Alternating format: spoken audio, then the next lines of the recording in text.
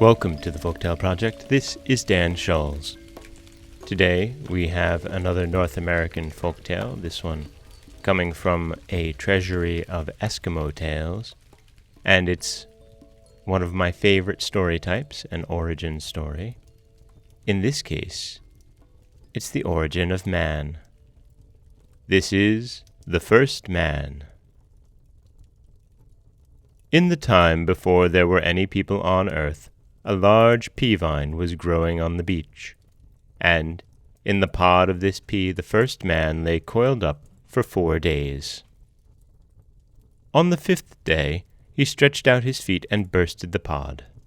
He fell to the ground, where he stood up, a full-grown man.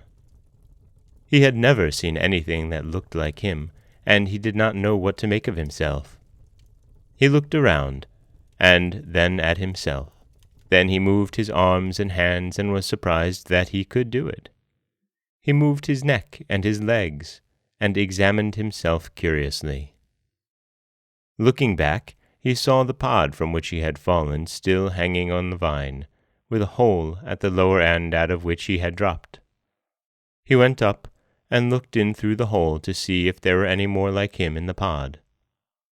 Then he looked about him again, and saw that he was getting farther away from the place where he started, and that the ground seemed very soft, and moved up and down under his feet. After a while he had an unpleasant feeling in his stomach, and stooped down to take water in his mouth from a small pool at his feet. The water ran down into his stomach, and he felt better. When he looked up again, he saw a big, dark object coming through the air with a waving motion. It came on until it was just in front of him, and it stopped, and standing on the ground, looked at him. This was a raven, and as soon as it stopped, it raised one of its wings, pushed up its beak like a mask to the top of its head, and changed at once into a man. Before he raised his mask, the raven had stared at the man, and now he stared more than ever, moving about from side to side to obtain a better view. At last he said, "What are you? Where did you come from? I've never seen anything like you." He looked again and said, "You are so much like me in shape that you surprise me." Presently he said, "Walk away a few steps so that I may see you more clearly. I am astonished at you. I have never before seen anything like you. Where did you come from?" "I came from the pea-pod," said Man, pointing to the plant from which he came. "Ah!" exclaimed Raven. "I made that vine, but I did not know that anything like you would ever come out of it. Come with me to the high ground over there. This ground I made later and is still soft and thin, but it's harder and thicker over there." They came to the higher ground, which was firm under their feet. "Have you eaten anything?" Raven asked Man.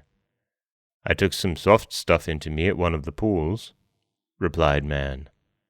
"Ah, you drank water," said Raven. "Now wait for me here." He drew down the mask over his face, changing again into a bird, and flew far up into the sky, where he disappeared. Man waited where he had been left until the 4th day, when Raven returned bringing 4 berries. Pushing up his mask, Raven became a man again, and held out 2 salmon berries and 2 heath berries.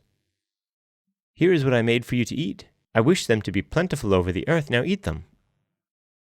Man took the berries and placed them in his mouth, one after the other, and they satisfied his hunger, which made him feel uncomfortable. Raven then led Man to a small creek nearby, and left him till he went to the edge of the water and molded 2 pieces of clay into the form of a pair of mountain sheep. He held them in his hand till they were dry, and then called Man to show him what he had done. "Those are very pretty," said Man. "Close your eyes for a little while," said Raven. As soon as Man's eyes were closed, Raven drew down his mask and waved his wings 4 times over the images. when they came to life and bounded away, as full-grown mountain sheep. Raven then raised his mask and said, "Look, look quick!" When man saw the sheep moving away full of life, he cried out with pleasure. Seeing how pleased he was, Raven said, "If these animals are numerous, perhaps people will wish very much to get them." "I think they will," said man.